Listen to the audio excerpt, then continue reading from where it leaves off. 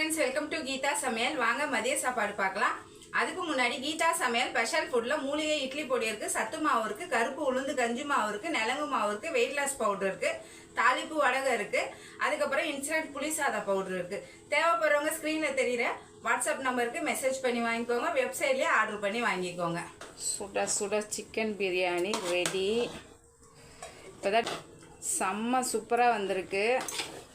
ஓகேவா? சிக்கன் பிரியாணி. காலையில் குழந்தைங்களுக்கு கொஞ்சமாக சாதம் வடித்து தயிர் சாதமும் சிப்ஸும் கொடுத்தாமிச்சேன். அந்த சாதம் கொஞ்சம் இருக்குது, பழையது இருக்குது. காலையில் டிஃபன் வந்து சப்பாத்தி, தொட்டுக்க பன்னீர், குடமிளகா, ஆனியன் போட்டு கிரேவி, சிக்கன் 65க்கு மசாலா தடவிருக்கேன்.